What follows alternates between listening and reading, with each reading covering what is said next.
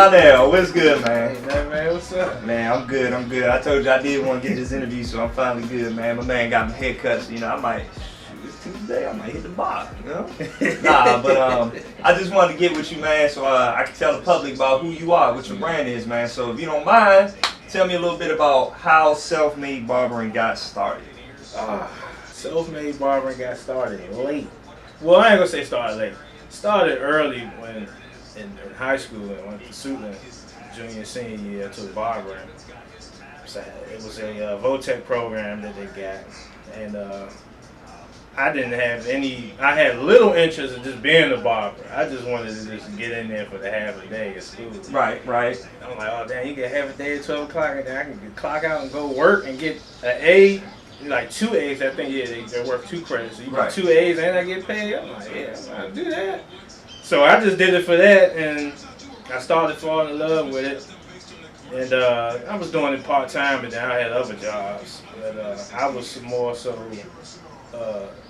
addicted to the security of the other jobs versus barbering, because you don't get a lot of benefits and stuff working at the shop. Right. And then I was young too, so I didn't really know too much. So I was going back and forth with that, doing barbering part-time, and then kind of fell off with working in the shop for like some years. I started working on cars at Toyota, in Waldorf, and Marlow Heights, so I wanted to pick up another trade.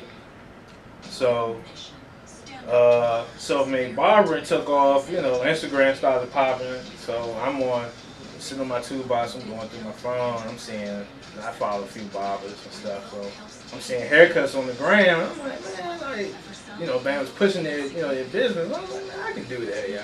Right. Like, I cut hair, and I always cut my own hair for the longest. So I always had friends like, man, like, you ain't in the shop now. Like, you need to be in the shop. So I'm like, I'm out there. So I started doing house calls. I wasn't in the shop yet. I started doing house calls. After I made my page, my SelfMade Barbering page, you can literally just go all the way to the beginning. You can see from where it started to now. So I started doing house calls and stuff, and went from house calls to more house calls to actually, I think I was thinking about going into a shop, and then my mom has a friend. She opened up she did, I think it was called Brat Box. It was on St. Barnabas Road, and she had a barbershop that she was trying to do. And I was off the, I'm not trying to do no cuts at the barbershop. I got tired of working with the owners. They taking out the money from the barbers and stuff. So she called my mom, was like, I want to, your son still cut hair. So my mom was like, yeah, I give her information. So she contacted me, and I was just more so like, all right, screw it. I do it part-time, I started doing it part-time, and money was funny at Toyota, so real bad. And I started juggling my options. And so I was more like, I'll never forget, it's Father's Day weekend. I'm on the way to work to Toyota, and I get all the way down to Waldorf, and I'm like, nah, bro. If I can make more money, it's Father's Day weekend, we trying to get our haircuts. They bringing their kids get their haircuts. I'm like, all right, you know what? If I can make more money this weekend, this weekend, and I can on a check at Waldorf, I'm not going back. I go back. That was a Friday. I turn around, go all the way back to the shop, cut for the full day. I'm still in mechanic uniform, cutting hair. Wow. Cranked out that first day, and I was like, yep, that was it. I was like, I'm done. I'm not going back. Only time I went back was just to get my toolbox and put on the tow truck and come on back, and I started cutting hair full time. And from that day till now, I ain't stopped. Wow, that's crazy. And you know what? I remember we was talking about that one time. Yeah. And I forgot that I said this, but I remember it happened. And I remember, I was in the military, and I was back home. I think I was in my mom's car, and I remember seeing you. Right? Yeah. I pulled up. I was like, "What's going on, man?" You was like, "Yeah, man. I just been working." And I was like, "You cutting hair?" You was like, "Man, I'll be doing a little bit of things. Be doing a house call. I think you was doing house calls at the time." Right when I started back up. Yep. And I was like, "Hey, man, you never know." I remember saying this. I said, "Man, you never know. You will probably be sitting in your own studio one day, have your own barbershop." He was like, "Man, I don't know." And who would know? Like, fast forward that we literally sitting in your studio. You remember that, right? Yeah, I remember that. That was crazy. And I remember when I said that, I was like, yeah, you just never know. You just never know. But that's what's up, man. Like, I'm proud of you for real. I am, man. Just to see other black men do their things, man, being entrepreneurs. So let me ask you this though: what was probably the most challenging thing? I know you was talking about the security of the other jobs compared to what you initially thought as a barber. How did that go for you?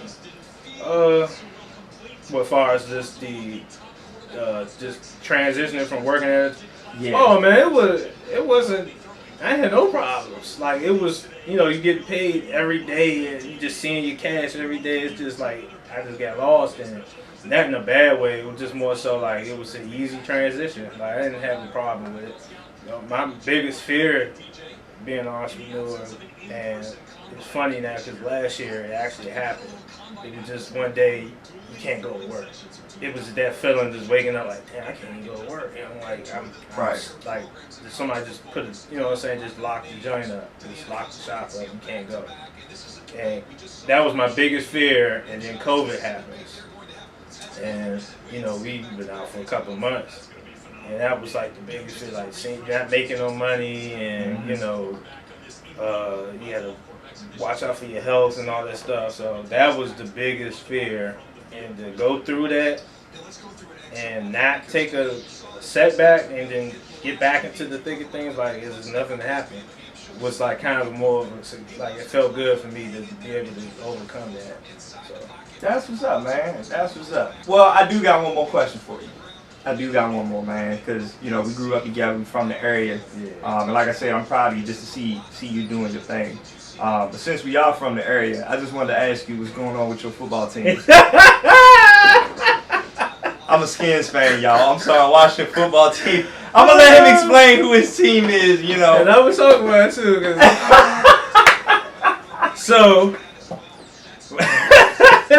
So my team, right, is the Eagles, right?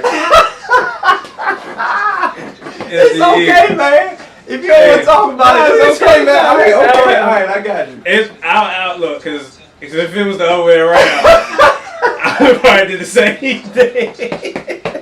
So look, I'm gonna take all the heat, man. Look, I need to get up in that front office or something. You need to get in the front office, man. Yeah. You might have to. They just been letting me down, man. They been letting me down this past year, bro. But look, I knew it was gonna be a problem. We drafted Hurts. I knew it was gonna be a problem because that's the most delicate position you can mess with in football, yo.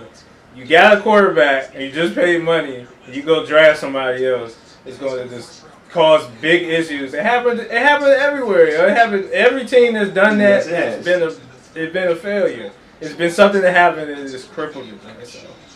Yeah, so hopefully we don't do that shit again this year. I'm not trying to draft no quarterback this year. Build around Hurts and just at least try to go out and at least look competitive, yeah. Because the past year they did not look competitive at all. Okay. And I'm being fantasy football again, and I'm just gonna let them do their thing, and I'm gonna be sticking on fantasy since our team is looking better than. Okay. So all right, one last. I know I said last one, but one last one. All right, it's 17 games with y'all projected record. Just 17 games. 17 games with what you see your team going at. I don't see us being winning the division at all. Okay. I give us maybe third, maybe just to give them some kind of hope.